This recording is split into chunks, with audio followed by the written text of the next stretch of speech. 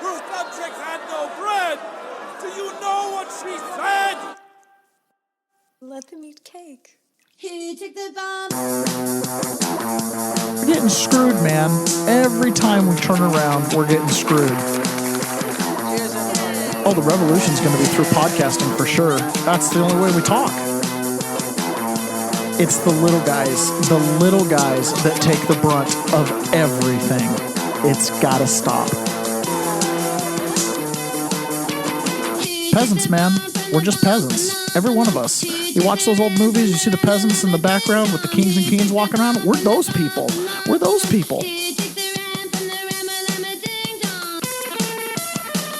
Good afternoon, peasants. We're a little late on the jump this morning. Stuff happens. It's the special daylight savings episode. A little later in the day.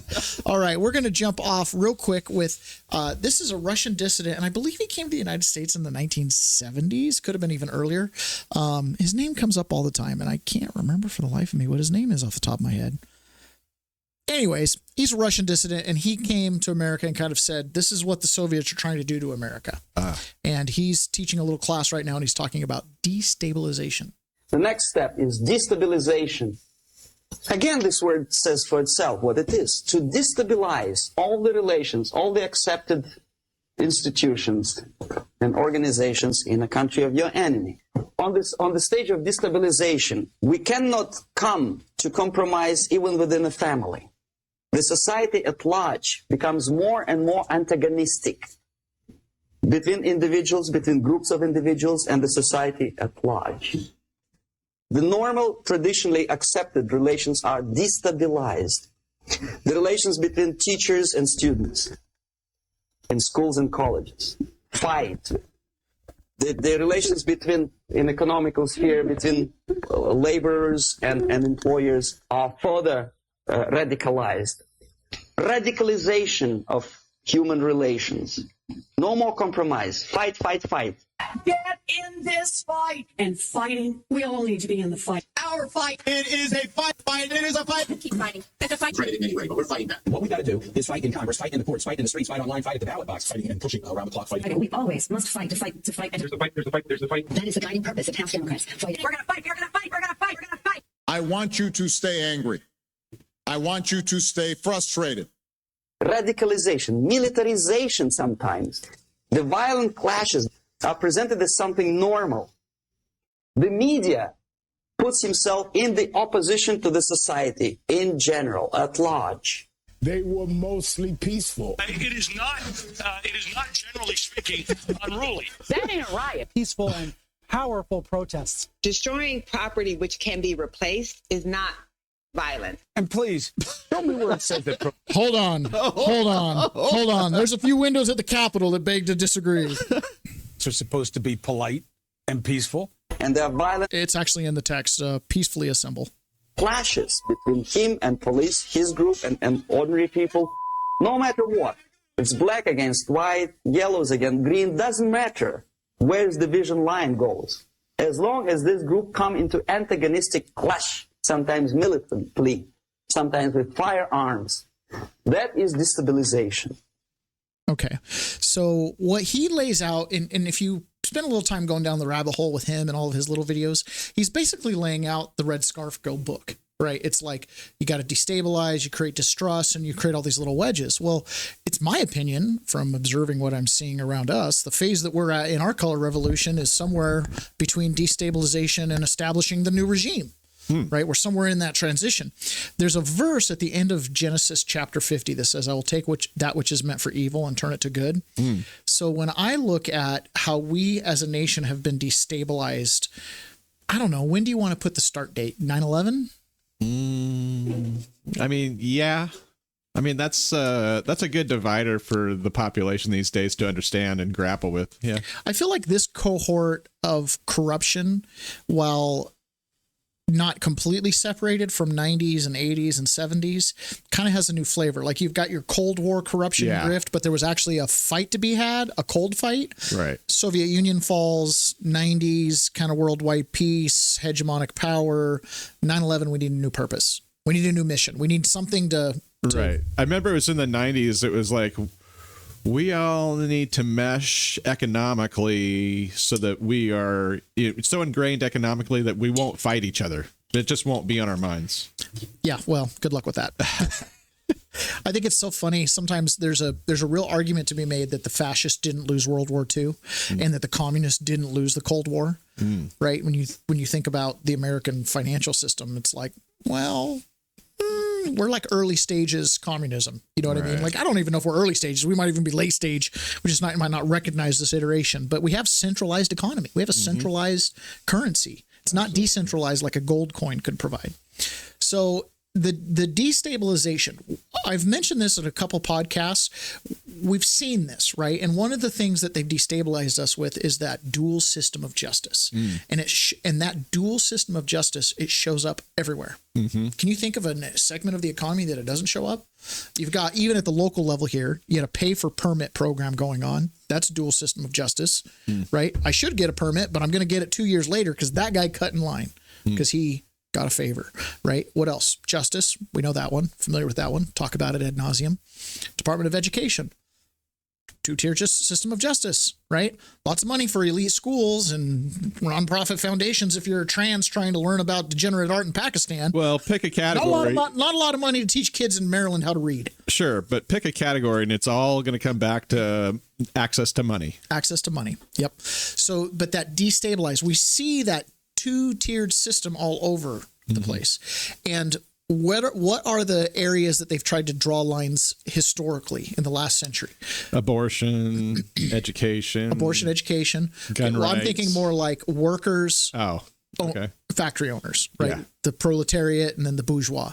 Okay. What else? Race lines, right? So if you can't draw a horizontal line, draw a vertical line, and you're this, use race as a segregating factor. Now it's even more than race. I kind of think we're moving back to the socioeconomic split, like the original Bolshevik way of looking at it. And the reason I say that is because what is the left barking about right now? What's the dividing line they're trying to redraw? It's not race.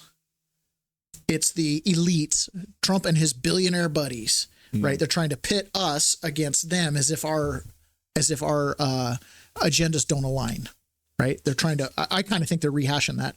But again, just like everything that's meant for evil can be meant for good, the Trump regime has come in and they are just shattering every little nook and cranny. And I don't even, maybe every little nook and cranny is not accurate, but they're shattering a lot of these little nooks and crannies.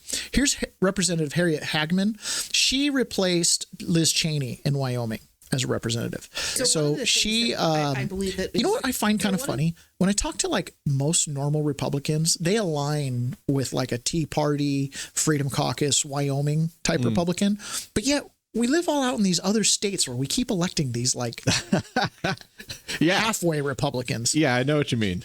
But I've never talked to a Republican that likes Lindsey Graham. Like, that's my guy. I wish he would primary Trump. Like, I've never heard that. You know what I mean? Like, there is no second to Donald Trump. If you didn't see an R next to a name, you might guess wrong. You might guess wrong on some of them. All right. So anyways, she's one of the few representatives that her constituency is like, organic. Does that make sense? Like, these are actually Wyoming Republican rancher, farmer, freedom loving. Like, every person from Wyoming I've ever met is like America.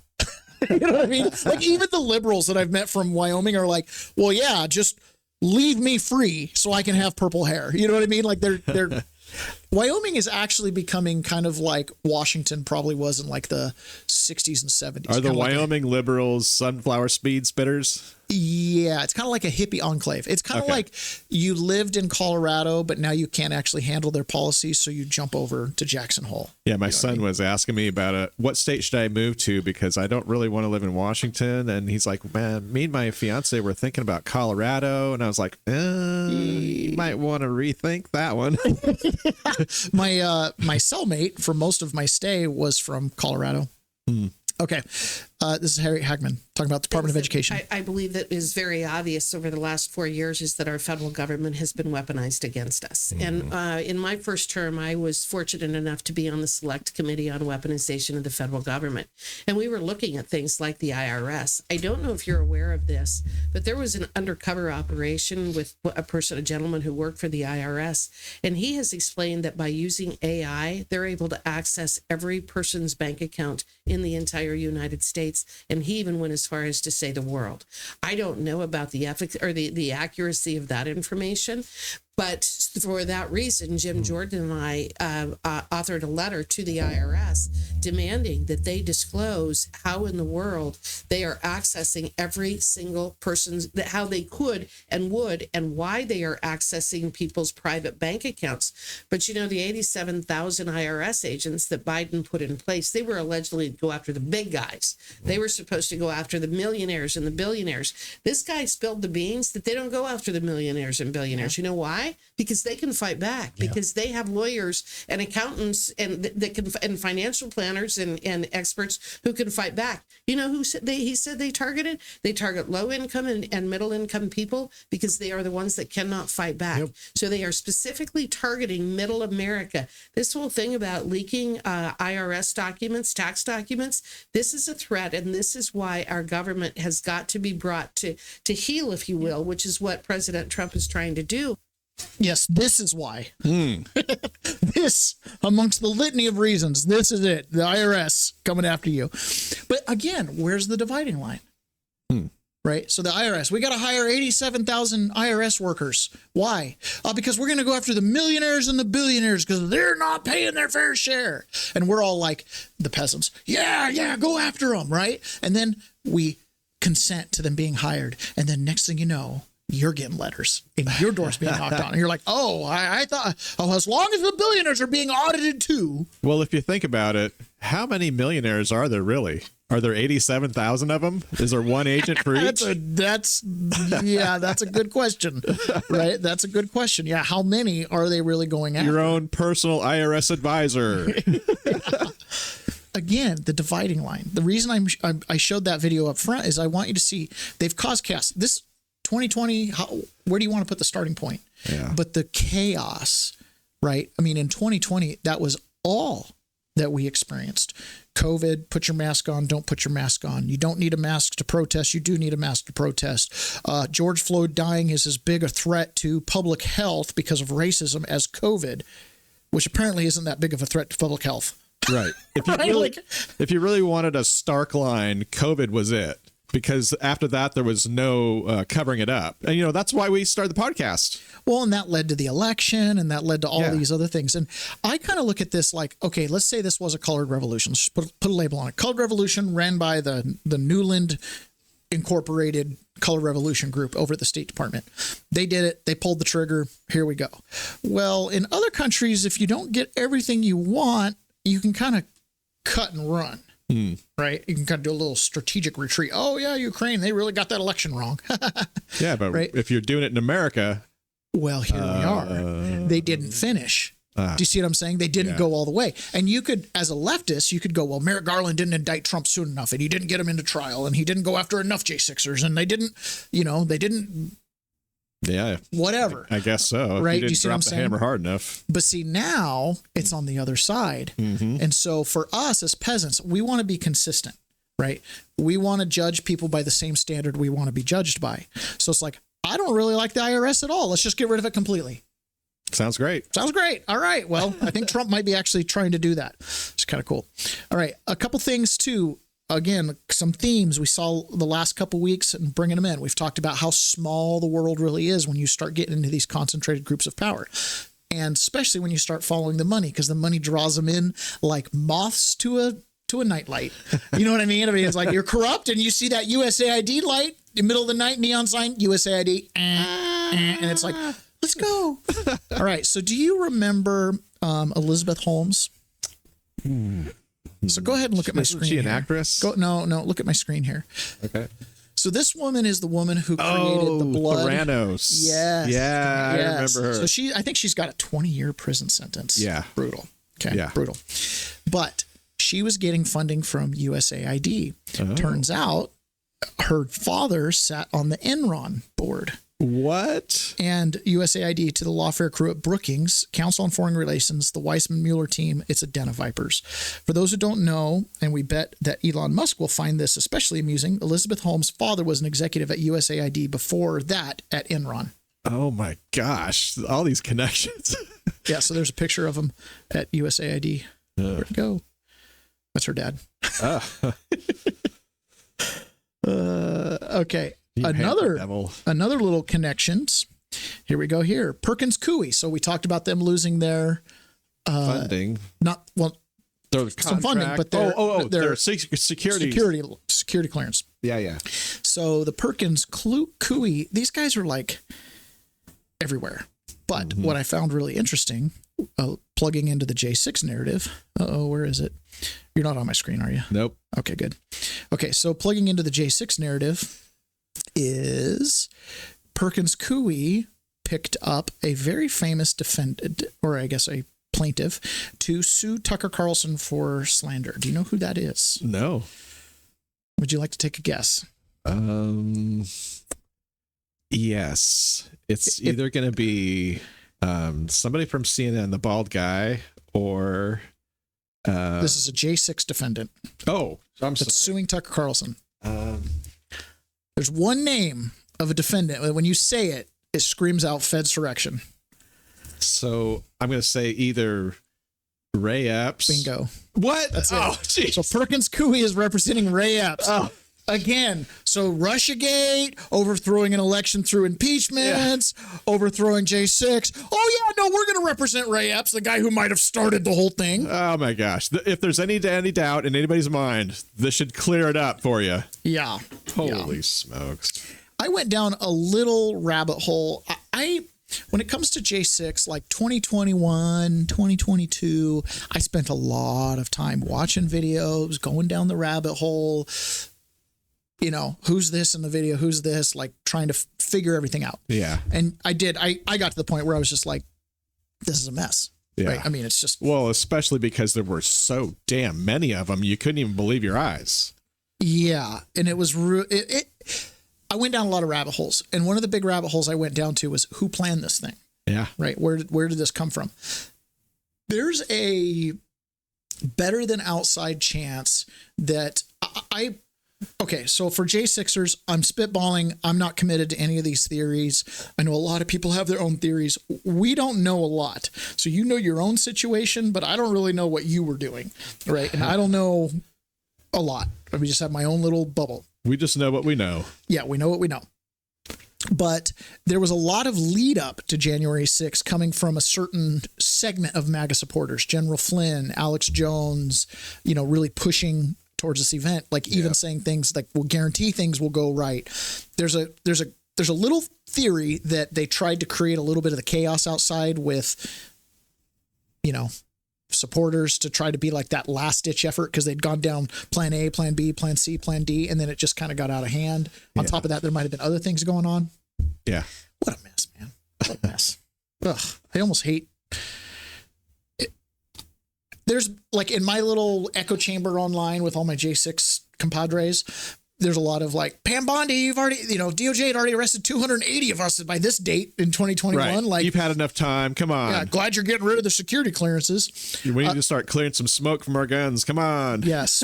Another security clearance. This is Mike Pompeo talking about the 51 intelligence officers who signed the letter saying that the Biden laptop was disinformation. They, today, Tulsi Gabbard removed all of their social security clearances. So this is kind of like step one, but this is a major hampering to these people's like pundit career and getting on TV and kind of being in the know. Not having a security clearance means you're just as good as me. Yeah. Open source. Information that can damage our country. And I heard most of the list, Martha. The 51 folks who signed that letter all knew better. They knew precisely what they were doing. They were engaged in political warfare using the veneer of their former roles as intelligence officials to lend credibility to an idea that they fundamentally knew couldn't have been true, right? We knew this was really Hunter Biden's laptop. We knew exactly what was on it. This wasn't Russian disinformation. and they chose a different path, a political path. And for that, the president has to hold these individuals accountable. It sounds like this is at least part of doing that. Yeah, they lent their name and their credibility to a political letter in order to cast doubt on whether or not it might have been more of the Russia hoax, right? So what I appreciate that Mike Pompeo's doing this little Fox News hit, but don't forget, by your fruits you shall know them. Right? Sure. Then this is also really late in the game. I mean, we knew he was hold on. We didn't know that the laptop wasn't disinformation, but we knew a lot of the content on that laptop, and we were looking around going, who's going to talk about this? Who's going to ask some questions? And we were waiting for some kind of, legal thing to happen, or somebody to bring it up and use it and flex to, tamp some of the bull crap that we saw going on down. And none of that happened. What was amazing to me was, so G News out of Taiwan put up the whole laptop. So you could go in and scroll through it, right? Oh, yeah. Watch all of his videos, see all his pictures, look at his emails. Great time. Wow. I did. I mean, the degeneracy on that it's Russian disinfo. You can't fake this. You can't fake it. It's impossible. And I didn't look at everything because you didn't need to. You didn't need to. And what you, the listening public, unless you went down the rabbit hole and went on to G News or something, you haven't seen it. Yeah. You've seen a couple pictures, a couple, the decent ones that are scandalous but not revealing. Right. Probably on MSNBC. I mean, we've heard his drug use, nonstop documentation, the girls, it's bad. So the idea that they would just be like, oh, it's Russian disinfo, it's fake. Look, man, you sold your country up a river. Yeah. I mean, and we knew that was BS immediately. I had a conversation today with my father-in-law where he was like, well, what do you think they're going to do? Are they going to do anything? And we were talking about USAID and about all the things they found. And he's like, well, are they going to charge any of these people? I don't know. I was like, the problem is, are the applications filled out correctly? Yes. So the system was set up for corruption. Were the foundations formed correctly? Yeah.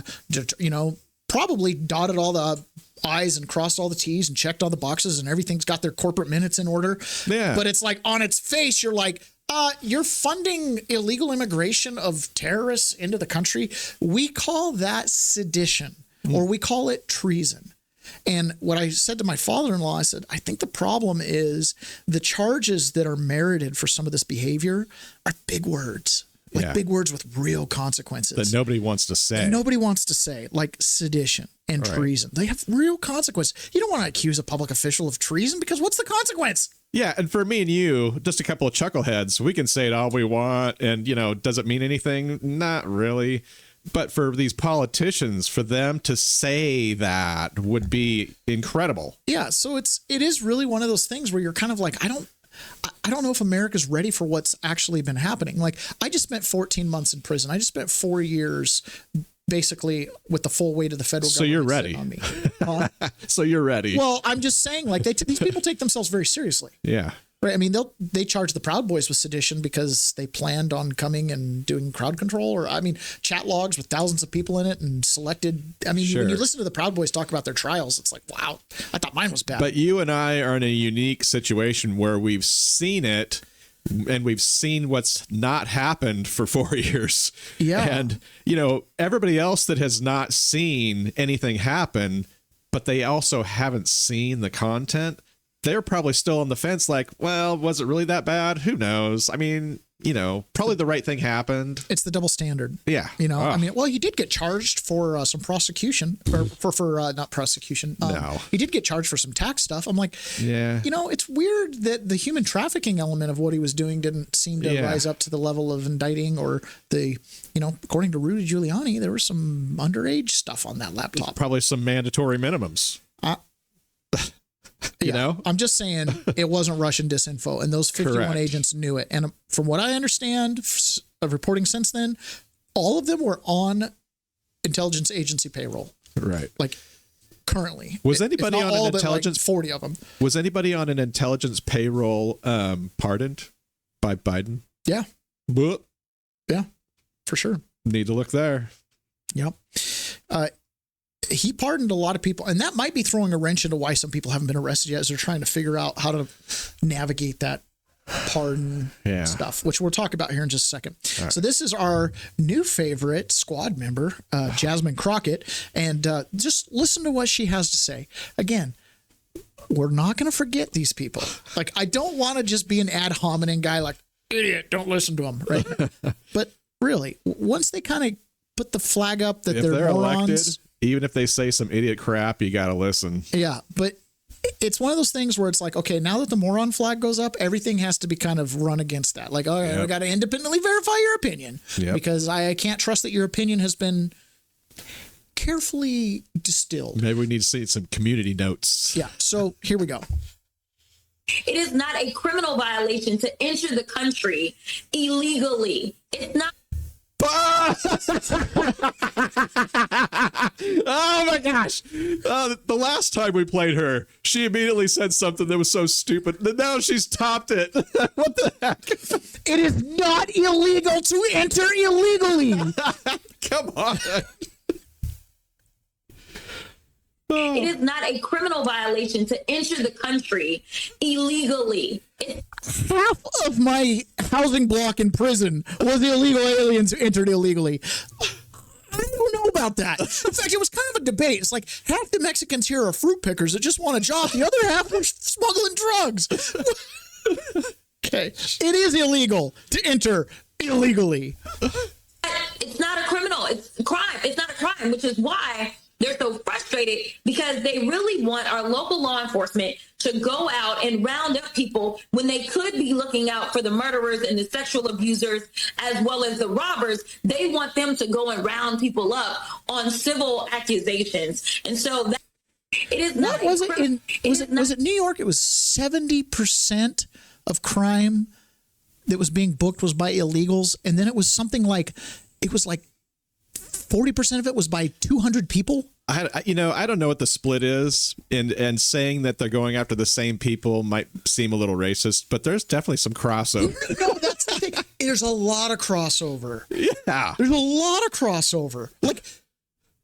Like percentages that make you go, oh, this is an 80-20. You have to go after these people. Yeah.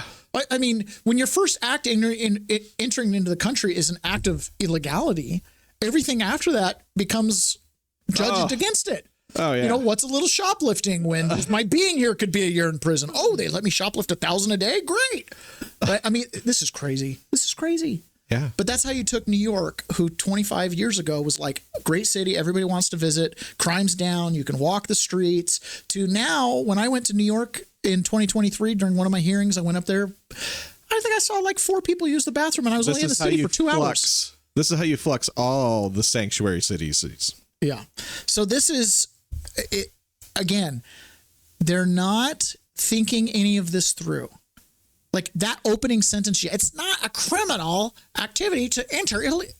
What? And maybe I'm getting old, but she seems really young. She's young. And, you know, I don't know what her world experience is, but if you don't know what the word illegal means, at this point, I'm not even sure you have a great grasp on the English language. Right. No thanks. Next, please. So this one right here is Al Green. So he got thrown out of the State of the Union for yelling and raising Cain, literally raising his cane. The disruptor. But listen to how he twists that. Everybody watched it. He starts yelling. Speaker of the House gets up. According to the rules, you can't do that. Sergeant of Arms, please escort him out, right? Takes him out. So he's yelling. Now, we all watched it. No Democrats watched it, apparently, though. Well, but we watched it. Watched him get taken out, watched the whole thing. Now, we could debate on whether he should have been taken out or not. It was as much as in the past, but this seemed like the right thing to do. This is 2025. You can't let this stuff get out of hand too far. It's what we've learned. Okay. Well, this is Al Green on the Breakfast Club talking about his experience. Is discrimination in the House of Representatives. I'm a son of the segregated South. The rights that the Constitution recognized for me, my friends and neighbors denied. I had to sit in the back of the bus, the balcony of the movie, drink from a colored water fountain, and my relatives who committed some crimes were locked up in the bottom of the jail. I know what invidious discrimination looks like. The Klan burned a cross in my yard. I know what it smells like. I was in filthy waiting rooms, and I've been in places where I didn't want to be, and I know what it sounds like. I've been called all kinds of ugly names. So I know invidious discrimination. And when the speaker decided that I would be removed. And then there was this motion, this resolution to censure me. It became obvious to me that I was not being treated as others were. Mm-hmm. And candidly speaking, it is invidious discrimination, harmful discrimination. I don't. Okay. All right. Sure. Yeah. I mean, okay. I mean, Speaker Johnson, maybe he is racist. I don't know. Sounds pretty racist to me. I'm just saying he left all the other people that could have pulled the race card in the State of the Union or the joint address to Congress for the whole thing. Yeah. Right. Again, I mean, if you're taking out him Green too seriously, Representative Green too seriously, you've drank the Kool-Aid. You got blue stains on your lips. But at the same time, these people just want to twist everything. It's not illegal to enter illegally. It's racist when you act up and they want to treat you like they would treat anybody who acts up. You're not the first person to be censored. Yeah. Okay. This is with Joe Biden. So this is Mike Johnson, and he's talking about an anecdote experience he had with Joe Biden, where he's talked to Joe Biden about liquid natural gas being delivered. And this kind of goes into something that the Attorney General of Missouri asked Pam Bondi about Joe Biden's signatures. Apparently everything he signed was with the auto pen. So we're not even certain he signed it or was aware of it. And this story is why we have to be really concerned about the question of who was running the country, because they made some real serious decisions. And the President Biden, may not have been up to speed on exactly what he was consenting to allowing to happen in his name. This explains why they kept Joe away from the public most of the time. The president reaches over and he grabs my arm and he says, "The speaker and I just need a couple minutes together. Will y'all just leave us alone?" So everybody leaves. He and I are standing awkwardly in the middle of the Oval Office. And I said, "Mr. President, thanks for the moment. I got some big national security things I need to talk to you about. But first, can I ask you a question? Why did you pause LNG exports to Europe?" And he looks at me stunned and he said, "I didn't do that." I said, "Yes, you did. It was an executive order like 3 weeks ago." He goes, "No, I didn't do that." And he's arguing with me. I said, "Mr. President, respectfully, can I go out here and ask your secretary to print it out? We'll read it together. You definitely did that." And he goes, "Oh, you talk about natural gas. What I did is I signed this thing we're going to conduct a study on the effects of LNG." I said, "No, you're not, sir. You paused it. I have the export terminals in my state. I talked to those people this morning." It occurred to me he was not lying to me. He genuinely did not know what he had signed. This explains why they kept Joe away from the public most of the time. Yes, it does. I've seen that clip. Yeah. Okay, so exporting LNG. We're fighting a war over resources. Mm-hmm. Yep. Specifically energy. Yep. Over in Russia. Russia was selling LNG to Europe. Yep. We had to fill in when the Nord Stream got cut, right, to compensate. And so that we could continue to demonize Russia, we had to fill in the backstop for the energy, which we were primed to do because Trump had unleashed LNG exports. So all of a sudden, Trump wants to do a study to decide if LNG is good to use. Not like we haven't done that in the last 100 years. We know exactly how good or bad LNG is. Didn't he also say something about this, like his intentions with the Keystone Pipeline during the lead up to the debate? I mean, I thought he had I'm not made sure. Okay. Anyways, but he commissions a study to study the effects. But what he doesn't understand is he paused exports while the study was proceeding. Right. So now Europe's over here going, maybe we will buy that LNG from Russia after all. Like, we're right here. We need it. Mm-hmm. You know what I'm saying? Stupid. Mm-hmm. Well, it's stupid if you're on a certain side of that debate. Yes. So here we go into the situation where we're like, okay. If you're somebody that wants to destabilize the economy and the world, it's a great move. Yeah. Yep. So who signed that thing? Well, his auto pen did, but okay. Geez, man. I mean, so Andrew Bailey from Missouri has asked them to look into the auto signing because he pardoned a bunch of people. He did all this stuff, and we're not even certain he did it. Like this anecdote here. Wow. Is it valid? These are truly. You talk about a constitutional crisis with fighting in the streets and stuff like that. A lot of times those aren't constitutional crises. Those are crises of the soul of America. We're trying to decide who we are, right? Are we going to just ignore rule of law? What are we doing? But to me, a constitutional crisis is something like this. What do you do with the last 4 years? Yeah.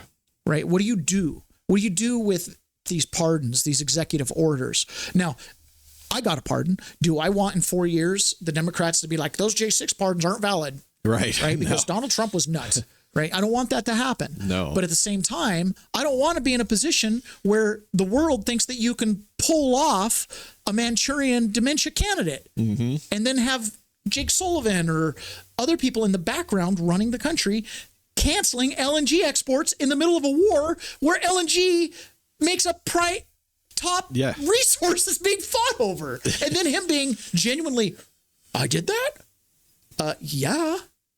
Where are those LNG lobbyists? Don't they have their Washington guy? Like, what's going on? Yeah. Crazy. And it's just, again, seeing the chaos, the destabilization. Exporting one day, not the next. High fuel this week, not the next. So it's not just the LNG shutting off, and it's not just who signed the order. It's also just the confusion and chaos that the misunderstanding of what's really going on creates. That confusion all by itself is enough to cause a constitutional crisis. Yes. Yeah. And again, the hard question, what do you do? I can tell you what I think is going to happen. They're just going to move forward. Yeah. They're just going to pretend like the last 4 years was part of the game. Yep. And they're not going to besmirch, in my opinion, Joe Biden probably, just like Trump didn't want to put Hillary Clinton in jail because it'd be horrible to put the wife of a former president in prison. It's probably not going to put Joe Biden in prison either. Right? Because in 200 years, we don't want that to be our story. Yeah. But, all right, this is Bill Gates. And the reason I'm playing this one is, and this is a little older one, this is World Economic Forum clip, but this is Bill Gates talking about climate innovation. Okay. And this top down, they're drawing this vertical line and they're saying, here's your elite, here's your peasants. It's against the elite. So, Bill Gates is one of those interesting guys because he's put himself out there like, I should be taxed more. He and Buffett, we should be taxed more, right? They've become like the funding arms of the left. And he's talked 20 years ago. I remember hearing him talk about, it doesn't matter what they do to taxes, it's never going to affect me, blah, blah, blah, blah, blah, blah, blah, right? But he's clearly upfront in a lot of this innovative stuff. So the dark side of like the Bill and Melinda Gates Foundation and Bill Gates is a lot of times a lot of these public health initiatives, they're invested in them. So it's not an act of philanthropy, it's an act of investment. Purely. So Bill Gates has talked about the rate of return he gets on vaccines. Keep in mind, he's a tech guy, Microsoft, not Pfizer, not Merck, not Johnson & Johnson, but yet he is behind pushing vaccines all over the world. And when you go listen to some of his stuff, he talks about how much money they make, the rate of return they get. Okay. Think about that. Think about investing, development, rate of return, industrial supply complexes of all flavors, and then lay that with what he's going to talk about, how he wants to impose onto wealthy states and then force mid-range states to then invest and come up to speed. Think about what he's setting up as a business model here when he talks about this. How are we really going to make it from a fossil-based fuel society into a renewable society? Where do you see the new real breakthroughs? Well, the rich countries have to play a central role, both funding R&D and having policies, in some cases, carbon taxes will be used to drive the demand for these clean products. So it's not market-based, it's incentivized by creating taxes to be, that's expensive. The cheap LNG that we're doing a study on to see if it's good or not. See how this all plays together? Small world, right? We're studying that. But we're going to de-incentivize going in that direction for investment because of all the roadblocks we put in the way. So we're going to climb this much higher hill that's way more expensive and never gets a return.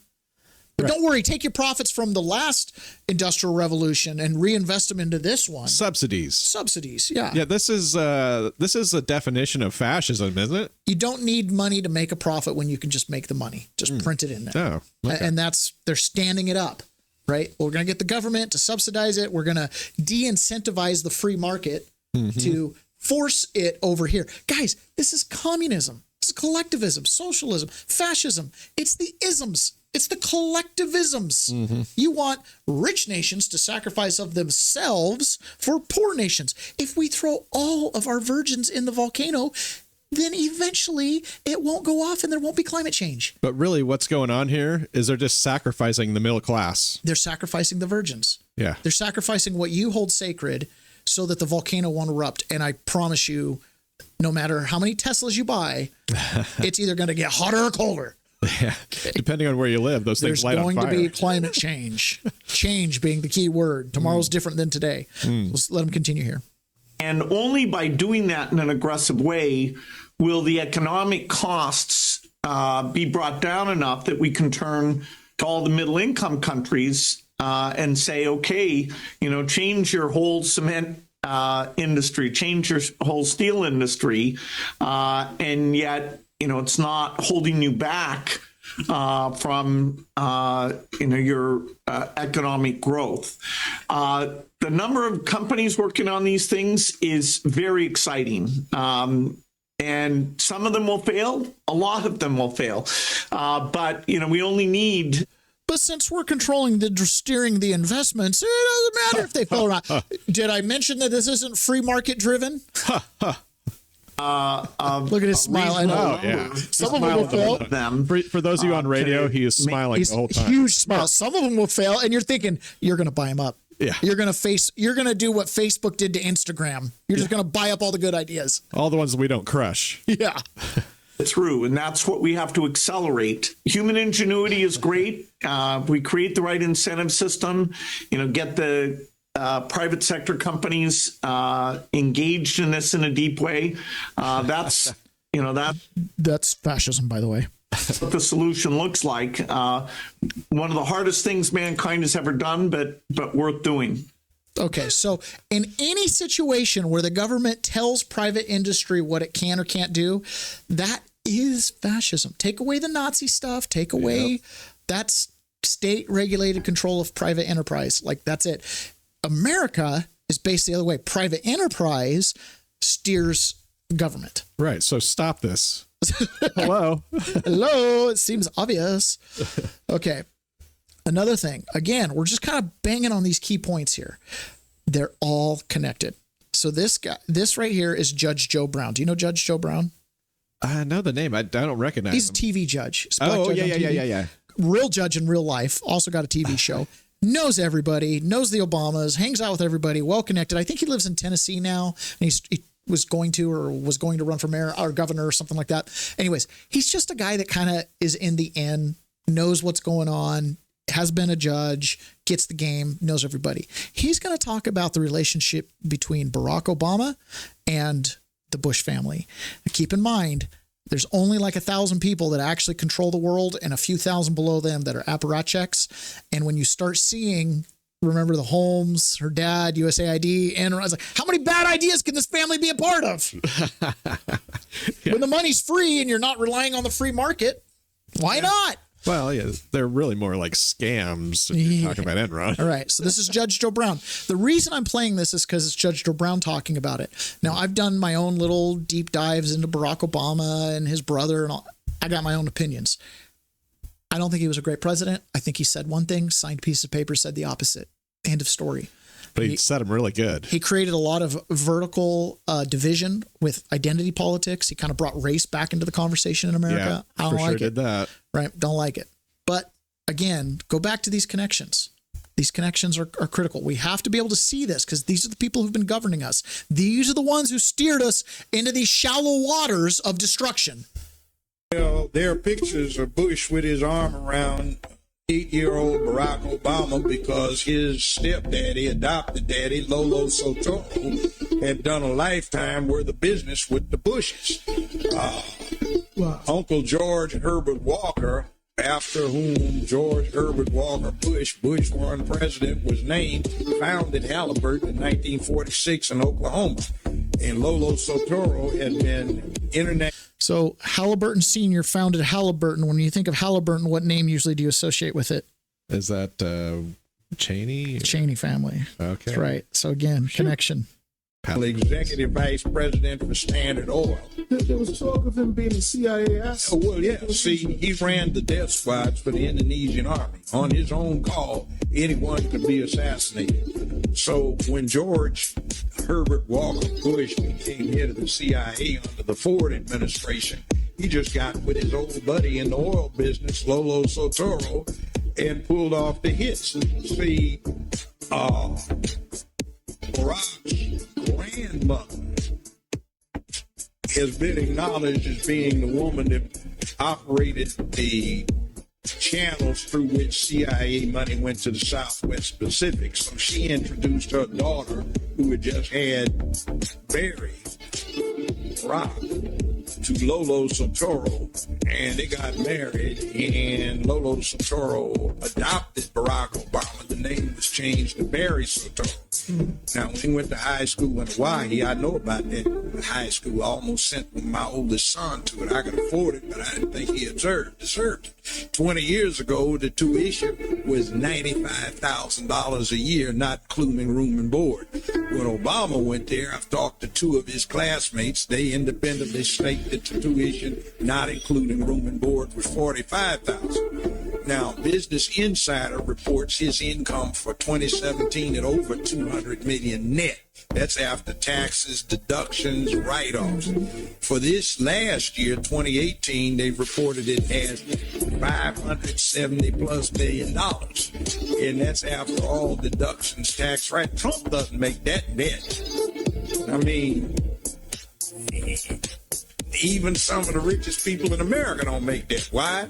Because when his stepdaddy died, he was one of the 10, 15 richest men on earth. And he left everything in a trust fund operated out of Indonesia, so the American government can't touch it. It makes Barack Obama 1/3 beneficiary for the assets of one of the 10, 15 richest men on earth.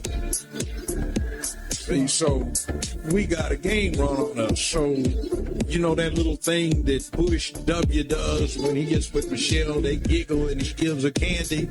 The inside thing is that's supposed to be the same kind of candy he used to give to her husband when he was 6, 7, 8 years old. Wow, what? I never heard that story before. Yeah. This is old. This stuff has been out there. That's what's crazy about this. Judge Joe Brown, I mean, he goes out on a limb, but he's never wrong. You know, he just says the thing no one else wants to say is, I'm just an old black man, I'm cranky, I'm going to tell the truth. Yeah, this was pretty specific. Yeah. Well, and that's, again, you can track this stuff down. It's really not hard to track down. Barack Obama, he's spilled a lot of beans and shared a lot of pictures. Most of Barack Obama's early childhood pictures are from his brother from Kenya. Anyways, interesting stuff. And anybody who knows the Bushes and the Clintons were also connected. Right, going back to the CIA days and Arkansas and the whole there's a movie about it. You guys can go figure out the connections. Okay, all connected. All connected. So is this a government of we the people, for the people, by the people, or is this a government where we've looking a little bit more like Europe, where you have elite class, by some people, for some people, aristocracy, oligarchy, technocracy, that's then being imposed in a top downward method onto us peasants. We're not driving the culture, they're driving it. They're telling us what's cool instead of us telling them what's cool. They're telling us, no, use the solar panel. Don't use that generator. Right? No. Use this lithium. Don't use that other technology. You know, it's control. Small groups of people. And remember, they're not that secret about. They're not good at this. They're not that secret. They're not good at it because they've never been challenged. They haven't like worked it all out because no one's told them the emperor has no clothes. So everybody's just like, oh, look at all these fine linens, these invisible linens we've got. If we throw enough money at the economy, the price of eggs will come down. Well, but what does solar panels and offshore drilling have to, offshore wind farms have to do with the price of eggs? Well, we just put $1 trillion back into the economy. It's like, but none of it affects us. You know what I mean? Just wait for tomorrow's news, Taylor. Just wait for tomorrow's news. Okay, so this was a email that was intercepted by King Solomon that apparently has been put out now because, again, there's a sea change happening. And the damning email obtained by King Solomon. CIA Director Mike Morell is asking CIA Director John Brennan if he can assist with coordination with the Biden campaign in the overthrow of the United States government during the November 3rd, 2020 elections. CIA Mike Morell, quote, "Can I add your name to this list? We'll be adding Leon Panetta, Sue Gordon, Jay Johnson, George, Lisa Monaco, the fixer, and Mike Rogers, and working on adding Dan Coates, Mike Rogers, HP SCI, and Tom Bosser, and a lot of other IC career folk, trying to give the campaign, particularly during the debate on Thursday, a talking point to push back on Trump on this issue." What's the issue? I don't know. Hunter Biden's laptop. CIA John Brennan. "Okay, Michael, add my name to the list. Good initiative. Thanks for asking me to sign on. By the authority vested in me as president by the Constitution and the laws of the United States of America, it is hereby ordered. Implementation effective immediate. National Director of Intelligence, in consultation with Director of a Central Intelligence Agency, shall revoke any current active clearances by the following individuals: James Clapper, Michael Hayden, Leon Panetta, and John Brennan." Those are all intelligence agency people. So this is John Solomon reporting on this. So let's listen to how he breaks this down. A short while ago, Just the News obtained this email. This is a very important email. It comes from the former CIA Director, Mike Morell. Yes, the guy that organized that letter from the 51 intelligence professionals who tried to fake you into thinking that the Hunter Biden laptop was Russian disinformation when it wasn't. It is between him and John Brennan, one of the signatories. You know who John Brennan is? He was Obama's CIA director, right? He's the guy that told Obama, hey, Hillary Clinton is doing a dirty trick on Donald Trump called Russia collusion. Well, this is just before the presidential debate between Donald Trump and Joe Biden. Hunter Biden's laptop is flinging out there. This is what Mike Morell, former CIA director, tells his successor, John Brennan. Hey, sign this letter because I'm, quote, trying to give the campaign, particularly during the debate on Thursday, a talking point to push back on Trump on this issue. A man with a security clearance, a man with the title of CIA director, knew that he wasn't creating an intelligence product, a Merrick civic duty with 51 people. He was trying to create a political moment. Damning evidence. We'll try to find out if Congress has this letter, but this is a very important piece. It is the ultimate proof that what went out on that letter was a political dirty trick coordinated with the Biden campaign. They did it, man. I mean, it's like, okay, here we are. Now we know. I served a prison sentence over this stuff, man. It's like, to me, this is so, like, I just want to grab this microphone and be like, do you understand how serious this is? They could take you from your family. They take themselves very serious. They want you to believe that laptop was Russian disinfo. Mm-hmm. They want you to believe that everything Joe Biden did and Hunter Biden and Jim Biden and all those people was on the up and up. That they just are great business people. And that only Russia could think of something as disgusting as Hunter Biden being a degenerate businessman. Oh, but Trump could pee on hookers. I mean, of course. I mean, the double standard is wild. That's our government. Those are the people we paid to protect us from terrorism. Instead, they were protecting us from Donald Trump. And Hunter Biden got a... And me. Hunter got a pardon, though. So yeah. This is one of those things. What time is it? I do not want to do this show and scare people every day and be like, oh my gosh, the world's... Listen, times are tough. It's always been tough. Welcome to the revolution. Yeah. It's been going on for thousands of years. Pick a side. Hot or cold, if you're lukewarm, I will spit you out. Pick a side. What time is it? Are you willing to take away people's personal liberties over power, over influence, and to what ends? I mean, are you getting power and influence to make the world a better place, or are you just trying to make a buck today, Bill Gates? Do you actually care about inoculation, or do you care about population control like you've said? Is it really about helping kids in Africa, or is it about making sure Nigeria pays their inoculation bill? Well, that whole interview, all he could talk about was how we need to manipulate the economies of the world to force this down everybody's throat. Yeah, and I view the climate change stuff as a religion. I mean, to me, it is very much a sectarian religion. It's where someone who becomes atheist or no longer believes in like traditional divinity that you and I are kind of familiar with. And so they need a place to channel that energy, the invisible. Literally, I need to sacrifice something to the something to prevent the something. I mean, that is the pattern of religion, right? Yeah. And so how many virgins can we throw in the volcano? How many cars can we get rid of? Can we stop doing gas? We have to do something to put our belief into practice. Our belief is not based in truth, right? I mean, anybody who goes down the climate change road, you end up just with a bunch of data that means nothing. Yeah. I'm just trying to make some food for my kids. Yeah. But Bill Gates is concerned about rich countries paying their fair share, forcing it onto smaller countries. Yeah, I mean, it's just gameonomics. Yeah, totally crazy. They're serious about what they're doing. So we need to get serious about what we're doing.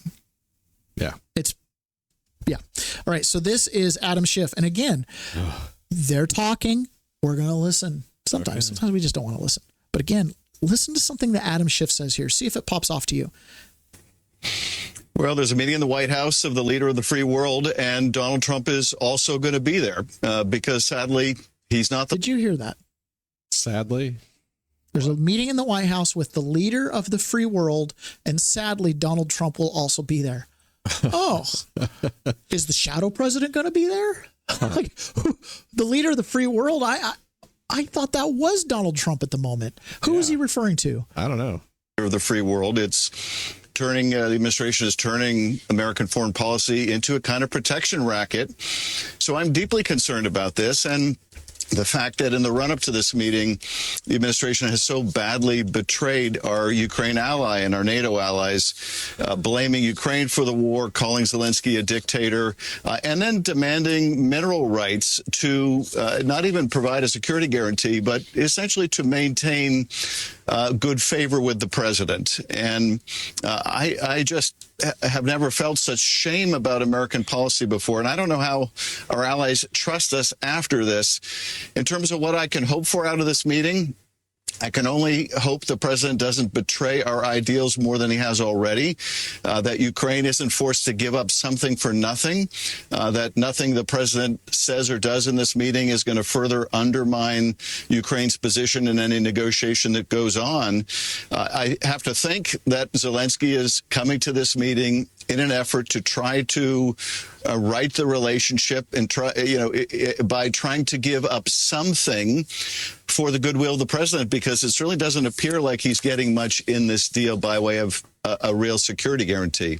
So the leader of the free world thing. So who is he talking about? Zelensky is the leader of the free world. Okay. Whatever.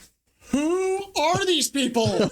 I don't know. It's not illegal to illegally come into the country. Zelensky, the unelected now guy sitting in Middle Europe somewhere, is the leader of the free world? What? What? I don't really trust anything Schiff says anyway. Of course. Whatever. But this guy, he's given airtime. He just got elected to the Senate. He's intelligence committee, right? This guy, they got rid of everybody that he worked with.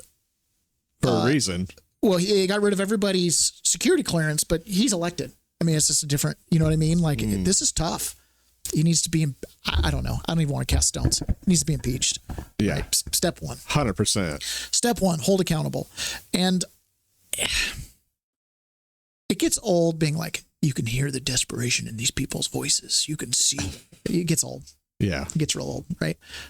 But seriously, Schiff's been running desperate for a lot of years now. I mean, he's overly confident or overly desperate. It's hard to tell the difference. It's hard to tell. Hard to tell the difference. Although I will say, looking back 4 years ago, I could probably say he was probably overly confident. Oh, yeah. Because, yeah. You know. He does seem to have a lot more sweat on his face now. Now, yeah. Okay, so this is Victoria Sparks. She is a Ukrainian who is a representative from Indiana. So she is going to be talking about the grift of Ukraine and the money. And keep in mind, she is Ukrainian, right? Like this whole thing's been very personal for her. She clearly supports Ukraine over Russia. After we gave stuff at the closed border and we don't know what's happening there. I said, that's BS. That is unacceptable. What is the current way? When we give money, what happens to the money and who does the money go to? Like right now, $61 billion, right? That's going to go to Ukraine. Where is that going? You know, are not going to go Ukraine, because if you think about it, that's what the problem I had. Like, I know, like, from even one of the packages before, the $1 billion went to Yemen, Houthis in Yemen that were taken from a terrorist list that shooting our ships. So like, they have associated causes. So Ukraine is becoming a slush fund where none of this money actually go directly. Some of the money go to rebuild some of our allies, in Europe, okay? That's all great, but why is that part of Ukrainian money? Some of them rebuild our stockpile. Some of them, some of the countries give garbage to Ukraine and then bought some new equipment, and Ukraine got half of not working. So I think this is just not right way to do it. That's why I had a very big objections. But we don't even know the way how this bill written, most of them, we don't even know what is even go directly to Ukraine. Only part of it, I believe it's like 16 or something billion. It's, it says Ukraine security assistance for Ukraine specifically. But even part of that could be used to replenish stockpiles to some countries that give Ukraine. And we never can give an answer who gave what and where is. So that's why I was surprised to see that a lot of these weapons, I didn't even see them there. So they were all, who knows what Biden is doing. The same blank check with his drawers, he can give to any international organizations, he can use to UN. I've never seen UN doing anything there. What do you think is the connection with Zelensky? So what she's saying, I know the audio is not great, but what she's saying is, okay, we give, $20 billion to Ukraine. It doesn't go to Ukraine. It goes everywhere else. It goes, they give $20 billion to Ukraine, but they don't give them the money to buy a new jet. What happens is Poland gives them a jet, and then Poland buys a new jet. Right. Or you give them your old ammunition that's about to expire, go give it to them, and then you get new ammunition. Right. So Europe is using the United States taxpayer via Ukraine to restockpile. Right. So hold on. The United States taxpayer is rearming Europe? Yep. And the Houthis who are fighting us in the Red Sea? Yep. And they don't know exactly how much went where or to what. So if you're in the defense industry, you could be like, well, throw me some of that Ukraine money, but nothing I'm working on is going to go to Ukraine. Mm-hmm. So it's completely obscure to where we look to go, well, where do we get that black budget item? You know what I mean? Yeah, her calling it a slush fund, I think, is an accurate representation. Where's the money? Yeah. And it's going to go to Europe. It's going to go where?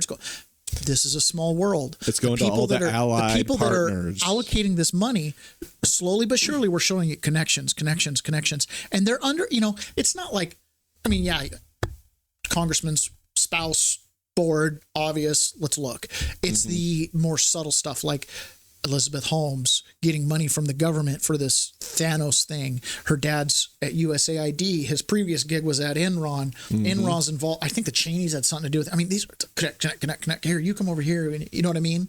Like, remember the phrase I coined called corrupt up? Yeah. It didn't work out at Enron. Come on over to USAID. You really can't fail over there. We print the money. Yeah. We see you've got promise. Yeah, we see you. You know how to get things done, mister. Yeah. They corrupt up and they congregate in these areas where they don't make anything. They don't do anything. Right. They don't even probably plunge their own toilets, for goodness sakes. But there's money passing through, so. Money, slush funds, money, billions. Yeah. Oh, but hurricane in North Carolina, Georgia, Florida, we'll scrape some money. You got these hotels up in New York. They're really draining us. I think the scam here is you have to keep moving money around, but never deliver on anything. Nothing. Everything's open-ended. Yes. Everything's open-ended. If you fix a problem, then you won't be able to fund it tomorrow. No. No. And you can't forget the early on commission to study it, because that's like 2 or 3 years of grift right there. Oh, yeah. Yeah. This is Congressman Harriet Hagman again. Harriet Hagman again from Wyoming. And she's talking about this time the Department of Education, some of the DOGE stuff, and scaling back bureaucracy. And again, this money, it's not just USAID, it's Department of Education, it's State Department, it's Department of Energy, EPA. Lee Zeldin today said he crawled back another $1.7 billion from some grant series of grants. They're trying to claw it back because this money is just going to places and it's trickling down and it's messing up our carrots and sticks in a free market economy. Right. That's really what's happening. You've got, for example, those investors that bought the migrant shelter down in Houston. Sound like great hotel entrepreneurs. They should be running a bed and breakfast somewhere, but instead their incentives aren't to actually make something. You know what I mean? Oh, we're still going to run real estate. We're still going to run a hotel service, but we're not going to worry about the customer part. Well, they figured out that it was easier to make $6,000 a bed from the government than actually serving anybody. With one customer. Yeah, one customer. The United States government is one check they're getting every year. Right. Craziness. But the carrots and sticks are messed up. So all the investors, the people invested that, the builders that built it, they weren't building something that's contributing to the city of Houston. I'm sure they pay the property taxes, but it ends there. It's like... Yeah. How often is this happening? Probably a lot more than we think. There's a lot of dead ends that this money goes to. The carrots and sticks of our free market are broken. They're non-existent. They're leading us the wrong way.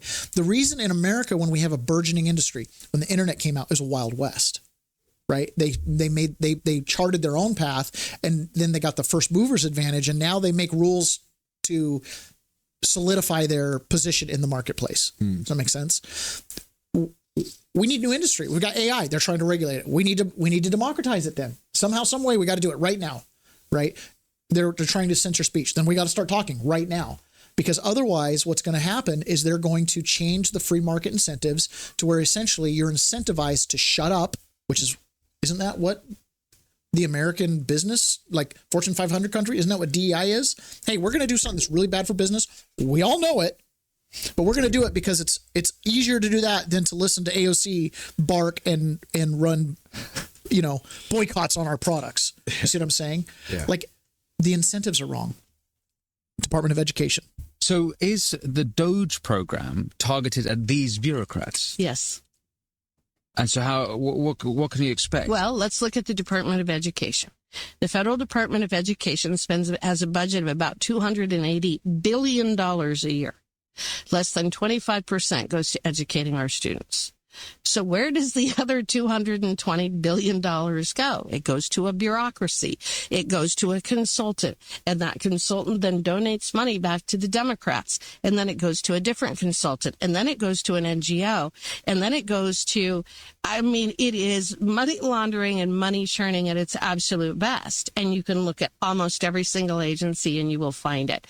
So the brilliance of Doge isn't that he's going in and cutting spending. He doesn't have the authority to do that. We're the ones that have the authority to do that.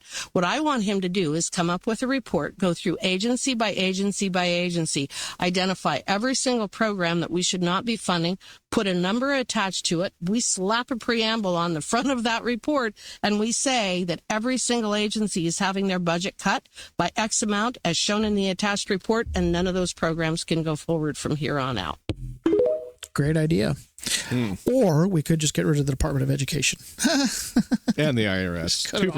Twofer. There was a huge scientific breakthrough this week, though. Did you hear about this? No. Yeah, they discovered a new element. What? Yeah. So these Doge guys, they started digging really deep into one of these departments, and they uncovered a new element that's been kept hidden from the American people. Check it out. New research has uncovered the heaviest element yet known to science. The new element is governmentium. It has 1 neutron, 25 assistant neutrons, 88 deputy neutrons, and 198 assistant deputy neutrons, giving it an atomic mass of 3 on 12. These 3 on 12 particles are held together by forces called morons, which are surrounded by vast quantities of lepton-like particles called pions. Since governmentium has no electrons or protons, it is inert. However, it can be detected because it impedes every reaction with which it comes into contact. A tiny amount of governmentium can cause a reaction normally taking less than a second to take from 4 days to 4 years to complete. Governmentium has a normal half-life of 2-6 years. It does not decay, but instead undergoes a reorganization in which a portion of the assistant neutrons and deputy neutrons exchange places. In fact, governmentium's mass will actually increase over time, since each reorganization will cause more morons to become neutrons, forming isotopes. This characteristic of moron promotion leads some scientists to believe that governmentium is formed whenever morons reach a critical concentration. This hypothetical quantity is referred to as critical morass. When catalyzed with money, governmentium becomes administratium, an element that radiates just as much energy as governmentium, since it has half as many peons, but twice as many morons. All of the money is consumed in the exchange, and no other byproducts are produced. That make it, is that exothermic then? Governmentium and adamantium administration. It's an exothermic reaction, people. We are finding a new element. Governmentium is slowing everything down. Anything where it touches, a reaction that would normally take 2 to 4 seconds can take 4 days to 4 years. Yeah. How many times? So Ron and I have the distinct pleasure of having dealt with local government at an ad nauseum level. Okay. Ron currently still deals with them, right? Building department stuff. Yeah. Stuff that really could be resolved in a phone call sometimes does take 2 years. And a plethora of email. And at the end of the day, you circle back around to your original phone call where you went, hey, can we do this?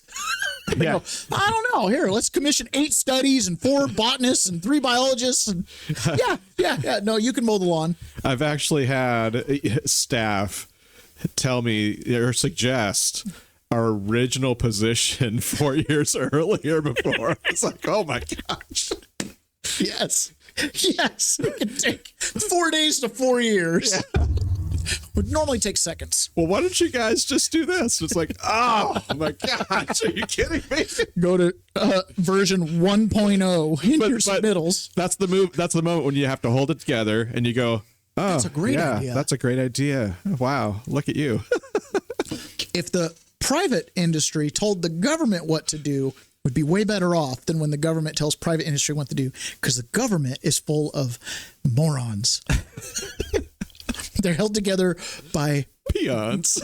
By peons and isotopes. On a lighter note, let's listen to Donald Trump, because I do believe things are looking up. There was one other. Actually, we need to play this other one first before we play Donald Trump. Okay. This is. Hit pause real quick. All right. Go. Okay. So looping back around to J6, I had an inmate that I was with in D.C. whose brother also got arrested. I was with the one in prison because he had a prior record, so he didn't get bond. So he stayed in pretrial the whole time. Very sad. His brother, however, did get bond because he had no criminal record. So he spent $250,000 on attorneys, ended up taking a plea deal. It was a very good plea deal. And when he went to get sentenced, something interesting happened. This gentleman that we're about to watch a video of, Representative Clay Higgins from Louisiana, showed up in the sentencing. Now, I have heard this story, I think 4 different times. And I have confirmed through 2 different channels of people who were there that this story did in fact happen. So as far as I can go, based on the people I personally know that were there and have heard them all tell their versions of the story, I'm confident telling this story. Okay. But it is still the telephone game. Okay. So just keep that in mind. They had a longer conversation and I got summaries. But Clay Higgins went to his sentencing. This guy ended up getting an amazing sentence, like community service and week in jail for felonies. Okay. Which unheard of. I don't know how that happened. I don't know how it got pulled off. His brother, who had the same charges and the same plea deal, got a multi-year prison sentence. I don't know. Again, you're kind of at a judge lottery. If you think that the justice system is just, check your premise. Okay, so Clay Higgins, after this, and he might have gotten that sentence simply because Clay Higgins was in the courtroom. It very well could have been the judge kind of, pumped the brakes a little bit and gave a reasonable sentence. I don't know. Just guessing. Clay Higgins came up to the family afterwards and the defendant, because he didn't get remanded, and said, I'm Clay Higgins. Can I take you guys out to dinner? So he took him out to dinner, a J6 defendant, right out of his sentencing, took him out to dinner, and he basically explained to them that for the last couple of years, they've been going through everything they can in government and basically mapping out all the corruption and figuring out, every department's got a box and they've got a trap door in the box. And as soon as they turn the key, the trap door falls out and they can kind of clean it out. Right. Okay. But the one thing they need is they need the executive branch. So they need that president position because he turns that master key and then they can, his authority is what allows them to go through and clean things out. So he was like, we're going to clean them out. We're going to root this stuff out, root and stem, just very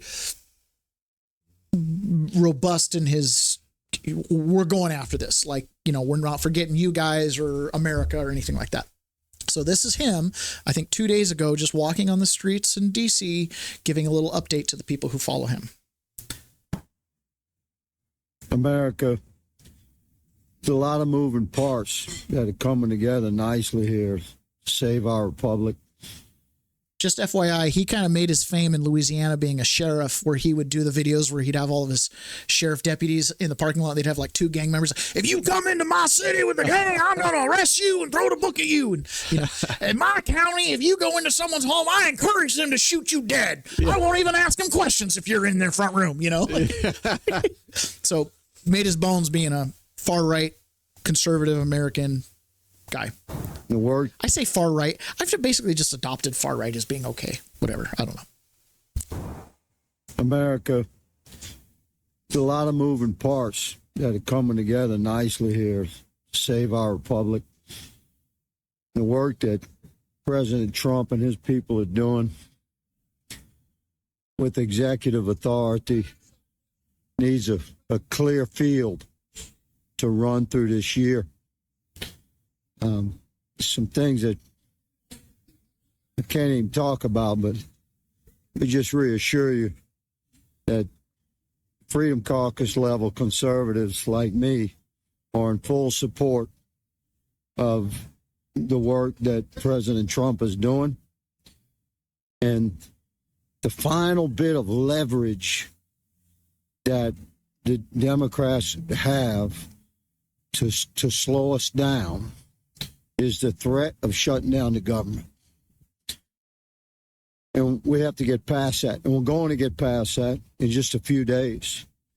So don't worry about the CR through the end of September.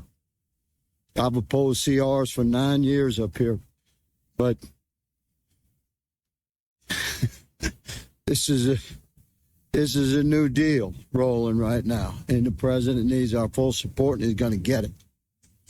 So I'll keep you posted, but we have things well in hand, and our country is on the verge of really beautiful growth and prosperity.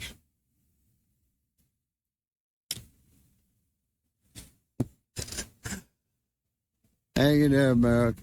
We're going to be okay. Oh. I like hearing that. I like hearing that from him because he's not been someone who's like, everything's going to be fine, we're all good. He's been someone who has gone after Chris Wray, has gone after Merrick Garland, has found out about the ghost buses at J6. I mean, this is someone who's not in the dark as to what we're up against. Yeah, he knows what's on the Hunter laptop, Biden. I can't freaking talk. My dyslexia is the popping laptop out. Biden Hunter. Yeah. Yes. Sorry. So I just really appreciate hearing that. Like, we got this in control. We're well underhand. We got to get the CR through. I'm not a big fan of the CR. I don't like the idea, the buzzword talking point. We're like, oh, just continue to fund all the corruption. Okay. But what he's saying is Trump needs a clean runway because it's more than just cleaning out this corruption. What's the CR? Continuing resolution. Oh. That's the continuing the funding at last year's spending levels. So okay. like Doge found all this corruption and then they're not going to cut it. They're going to fund it. Well, yeah. But it's a little bit of Sun Tzu. Yeah, basically what it sounds like to me is they got to give Trump clean room to have full staff at where they need it that would otherwise be shut down in a shutdown so that they can execute this stuff. So, okay. And this is President Trump on Air Force One yesterday. All I know is this: we're going to take in hundreds of billions of dollars in tariffs, and we're going to become so rich, you're not going to know where to spend all that money. I'm telling you, you just watch. We're going to have jobs. We're going to have open factories. It's going to be great. All I know is that it's a big deal. Yeah. They are rewriting the entire business plan of the United States right now. And it's very exciting. Who knows what the future holds? Well, Apparently they do. Imagine a country where there is no IRS, so you pay no taxes. There's an ERS, the External Revenue Service, that brings in money. What do they do with all that money after they get done spending all the money they need to run the government? Well, they just cut a check for all you. Yep.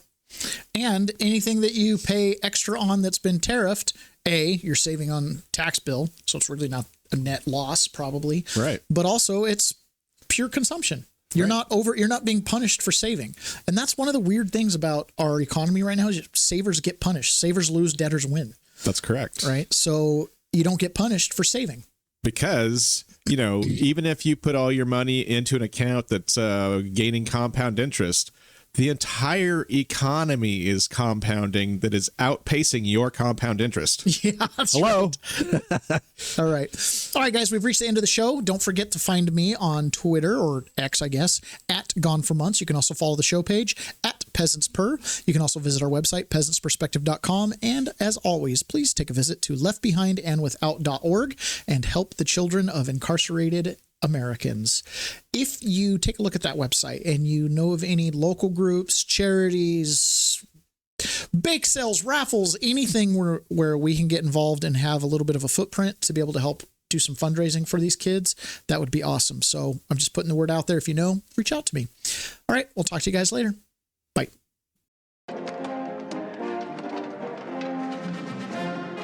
Who are the Britons? We all are. We are all Britons. And I am your king. I didn't know we had a king. I thought we were an autonomous collective. You're fooling yourself. We're living in a dictatorship.